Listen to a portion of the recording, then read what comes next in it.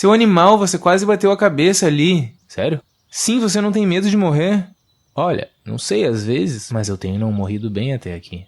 Tá, eu não quero me irritar mais uma vez. Vamos começar de novo. Como eu posso te chamar? Passarócrates. Prazer. Prazer, Passarócrates. Mas por favor, toma mais cuidado com a sua vida.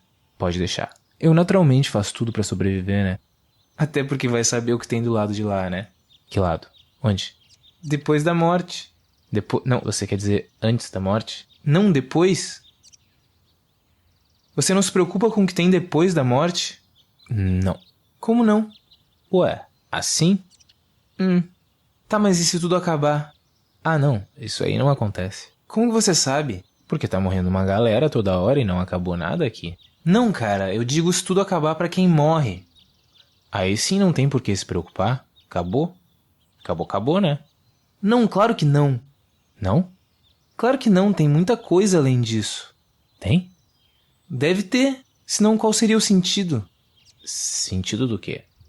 Sentido da vida. Mas você não estava querendo saber o sentido da morte? Não, quer dizer, sim, mas é que é tudo... tá misturado. Se a morte acaba com tudo, ela meio que tira o sentido da vida. Então ninguém mais precisa tomar banho? Como assim? O que tem a ver uma coisa com a outra? Ué, porque se depois vem a sujeira e acaba com o sentido do banho aí... Não, cara, não. Imagina se a gente ficasse aqui construindo um monte de coisa e fazendo isso e aquilo e depois de repente, puf, sumiu, acabou. Qual seria o sentido? Tá, mas tem que ter um sentido? Sim, tudo tem um sentido. Ah. É assim que é ou assim que você quer que seja? É assim que é. Senão não teria sentido. Mas então o que acontece quando você morre? Ninguém tem certeza, né? Mas dizem que a gente vai pro céu. Ah, não, eu tava lá agora há pouco, não tem ninguém morto lá. Não, não assim, o corpo morre, esse aí tanto faz. A gente enterra, apodrece, etc. Mas aí sai uma coisa de dentro do corpo que a gente chama de alma. É a alma que vai pro céu. Mas vai pro céu como? Criar asa assim, do nada? Não, então, fazer mais onde a gente ser. Porque imagina só se eu morresse, por exemplo. Não, cara, tipo, digamos que a gente... Aí a minha alma criasse asa e eu ficasse com 4 asas, assim. Imagina só. Você tá falante hoje, hein? Então, a gente até representa a alma com asa às vezes, mas na verdade não dá pra saber porque ela é invisível.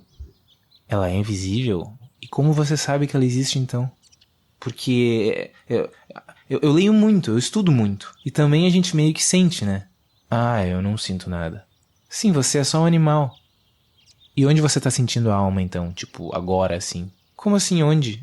Onde eu sinto a alma? Ah, onde eu sinto a alma? É cada pergunta idiota. Faz alguma pergunta decente, por favor. Tá, o que a alma fica fazendo lá no céu? Voando pra lá e pra cá? Não. Céu é jeito de falar. Na verdade, a gente fala céu porque antigamente a gente achava que tudo acabava ali. Só que daí a gente resolveu pegar um foguete, atravessar o céu e viu que tem mais um monte de coisa depois. Aí teve que virar uma metáfora, né? Então a gente ainda fala céu. Mas sei lá, seria mais certo dizer que a alma vai pro paraíso. Para quê? Iso. Não, não. Para que a alma vai pro paraíso? Ah, é que na verdade não é exatamente assim. Antes de ir pro paraíso, tem que ver bem o que você fez aqui na Terra quando estava vivo, porque pode ser que tenha um grande julgamento de todas as almas. Ou tem gente que diz que existe uma lei de causa e efeito, e aí a alma volta pra cá em outro corpo e também tem... Nossa, tá ficando complicada essa história aí, hein? Tá, resumindo, o paraíso é o lugar mais top de todos e é top pra sempre, mas não são todas as almas que vão pra lá no final. Ué, por que não? Porque pensa bem, qual seria o sentido se alguém que fez um monte de coisa errada acabasse indo pra um lugar top pra sempre? Só vai pro paraíso quem é bom. Ah, é, tem que ter sentido. E o que acontece com o resto daí? Então, depende. Tem gente que acha que eles vão pra algum lugar horrível sofrer pra sempre, tem gente que diz que desaparece completamente, tem gente que diz que vai pra um lugar bem ruim, ficar vagando até entender que fez besteira, e tem gente que acha que pode até... O quê? O quê? Que pode até virar um animal. Então, tipo, eu era uma pessoa antes? E eu ficava fazendo esse monte de pergunta chata? Ah, cara, eu não quero nem entrar nesse assunto, é coisa lá do Oriente e tal. Ah, então o que acontece depois que você morre depende do lado do mapa que você nasceu. Não, claro que não. Então o quê? Isso é tudo papo de religião. Eles usam religião pra doutrinar as pessoas burras. As pessoas burras são as pessoas que morreram e viraram burros? Não, cara, ninguém vira animal. Mas você disse que esquece isso. É uma ideia absurda. Imagina se você morresse e voltasse como um animal. Pelo amor de Deus, né? E a ideia de que sai uma alma invisível de dentro do corpo e vai voando pro paraíso não é absurda. É óbvio que não é tão simples assim. Isso aí é quem não leu nada e é doutrinado pela religião. A gente tem que estudar muito pra entender essas coisas. Tem gente que ainda acha que Deus é um senhorzinho sentado lá no céu até hoje, que fica lá em... Acho que não tem como sentar no céu, não. Tá, eu quis dizer no paraíso, você entendeu? E o que esse senhorzinho faz lá? Então, Deus não é um senhorzinho assim. Só quem segue cegamente as religiões que acredita em qualquer coisa que ouve. Deus é muito mais. É um conceito muito complicado para você entender, Passarócrates. Ele é a razão de tudo existir e o motivo pelo qual tudo funciona. Ele que transforma as pessoas em animais. Ninguém vira animal! Que saco! Deus é a razão pela qual a vida tem sentido. A vida ou a morte? Os dois! A vida se conecta com a morte e a morte volta à vida. Nossa, não entendi essa. Mas soa inteligente. Sim, porque eu estudo muito. Existem milhares de evidências. Médiums, pessoas que se comunicam com os mortos, pessoas que são... E você, já morreu? Não, é claro que não. Como que eu estaria falando com você agora se eu tivesse morrido? Pois é, como? Mas enfim, como você sabe que acontece tudo assim se você nunca morreu então? Como você sabe que não é assim se você também nunca morreu, hein? Aí que tá, eu não sei. Viu? Eu pelo menos estudo há anos sobre isso. E estudo muito. Não é só achismo. Tá, mas por que você estuda tanto o que acontece depois da morte? Não seria melhor estudar sobre o que acontece antes da morte? Que é basicamente o que a gente chama de vida? Claro que também é importante, porque também, mesmo se você tivesse certo sobre todo esse monte de coisa que ninguém nunca viu, que diferença faria? A diferença que faria é que eu não sou tão inteligente que nem vocês assim e não consigo ficar inventando tanta história, mas já que vocês gostam tanto de sentido, qual o sentido de perder a vida inteira pensando na morte? Mas sei lá, eu sou só um pássaro que tem medo de cobras e coiotes e humanos, porque sabe como é?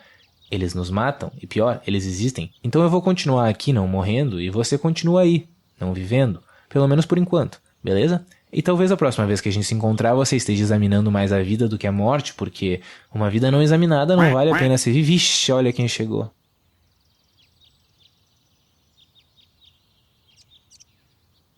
Prazer. Patão. Prazer. Patão, conta aquela história do celeiro lá pro humano. Você quer dizer a alegoria do celeiro? Tanto faz, cara, só conta aí. Uma vez estava caindo uma tempestade muito forte e um grupo de patos teve que buscar abrigo num grande celeiro para passar a noite. Mas como as janelas do celeiro estavam todas pregadas, lá dentro estava muito escuro e não dava para enxergar uma asa à frente do bico. E aí o escuro e a chuva começaram a deixar os patos morrendo de medo e eles decidiram acender uma fogueira para enxergar melhor. Só que mesmo com a fogueira ainda estava escuro e a chuva ainda fazia barulho e o dono da fazenda ainda podia entrar a qualquer momento, então eles continuavam morrendo de medo. Aí um dos patos teve uma ideia, ele pegou um regador que achou jogado lá num canto, enfiou um pouco de feno aqui e ali e colocou na frente da fogueira, criando uma sombra gigante no formato de um cisne lá nos fundos do celeiro. Em seguida, ele levantou a asa e apontou para essa sombra na parede e todos os patos olharam hipnotizados aquela imagem similar à deles, só que perfeita. Então ele disse que ninguém precisava ter medo porque o celeiro era guardado por um cisne gigante e não existia nada nesse mundo capaz de enfrentar esse grande animal. E aí, protegidos pelo grande cisne, aos poucos todos os patos se acalmaram e dormiram. Por sorte, o celeiro tinha toneladas de mantimento porque a chuva continuou forte por vários e vários dias. Ou pelo menos era o que parecia lá de dentro, porque como as janelas estavam pregadas, eles só conseguiam imaginar o que acontecia do lado de fora pelo barulho. E aí os dias foram passando e surgiram histórias.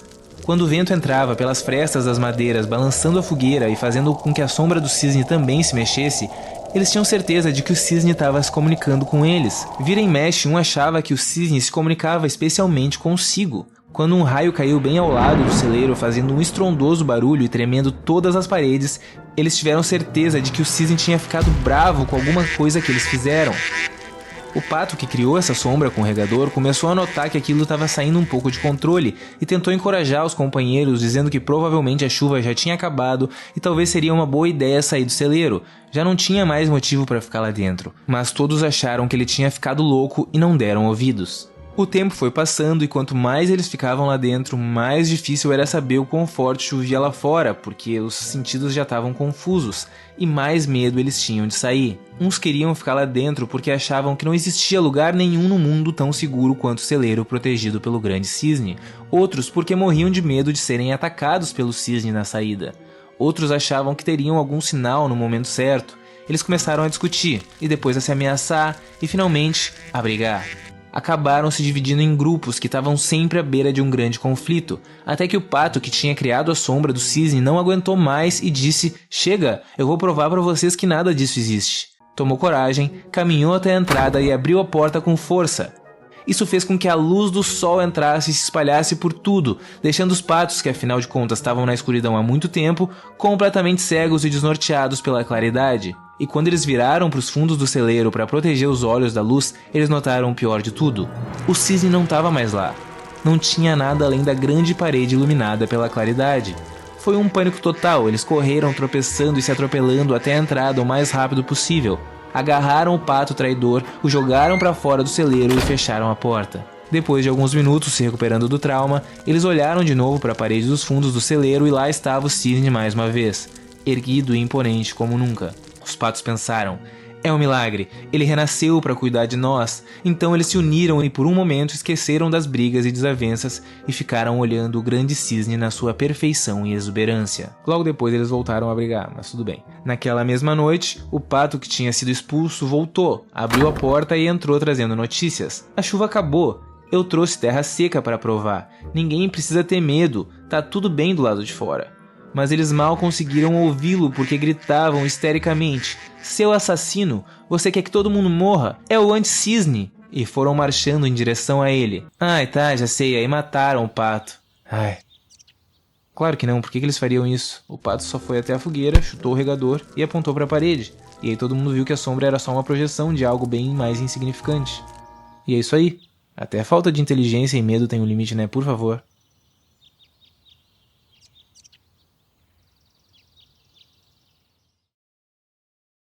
Sabe aquela famosa frase, matar 2 coelhos numa cajadada só? Então, tem um provérbio japonês que fala matar 2 pássaros numa pedrada só. O que é curioso, porque eu tenho um estilingue aqui. E se você não clicar no link da descrição agora, adeus passarócrates, adeus patão. Tá, beleza, pato não é exatamente um pássaro, mas esse provérbio é coisa lá do Oriente, então tanto faz, clica no link para conhecer o curso Essência da Filosofia.